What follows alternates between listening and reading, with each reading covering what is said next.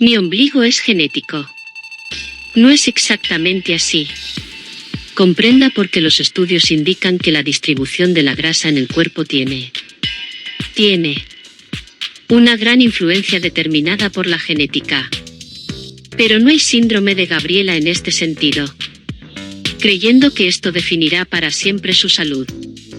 La buena noticia de la ciencia es que los estudios demuestran que la grasa localizada en abdomen responde positivamente a los cambios en los hábitos de comportamiento y las estrategias para la pérdida de grasa corporal, de la misma manera que está influenciada por la genética.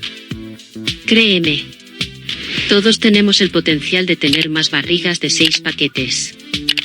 Cada uno de nosotros tendrá que hacer un esfuerzo diferente para lograr ese objetivo.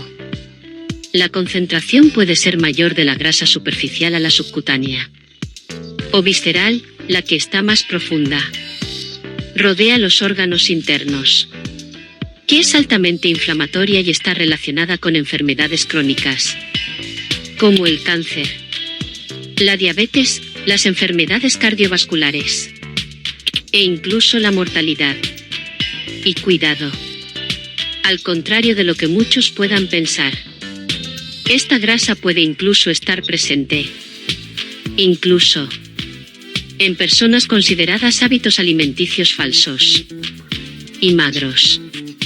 Además, influyen en este estado inflamatorio de forma crónica en el cuerpo, lo que aumenta los riesgos de desarrollar enfermedades. Un estudio reciente muestra que el consumo de bebidas azucaradas, carnes rojas procesadas y carbohidratos refinados aumenta el riesgo de desarrollar enfermedades cardiovasculares en comparación con el consumo de alimentos que combaten la inflamación crónica. Además del papel de la nutrición en el desarrollo de las enfermedades, cabe mencionar que existen estudios que demuestran que el día a día ayuda o dificulta el tratamiento y la prevención del dolor corporal.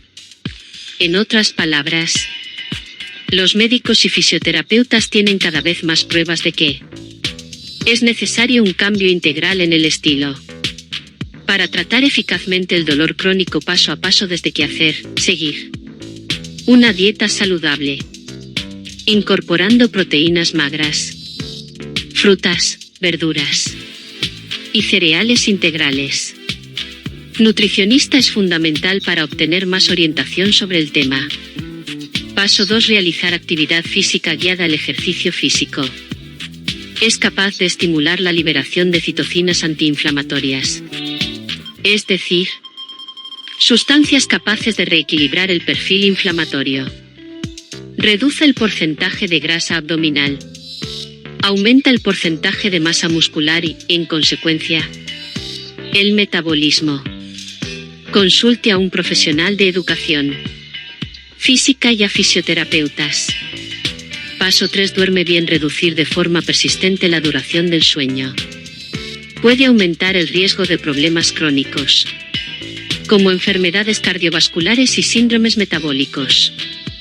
Paso 4. Reducir el estrés. El estrés está relacionado con la liberación de la hormona cortisol, relacionada con el aumento de peso abdominal. La respiración es una buena forma de controlarlo. Sabemos que los cambios de hábitos, especialmente en la dieta y en la inserción del ejercicio,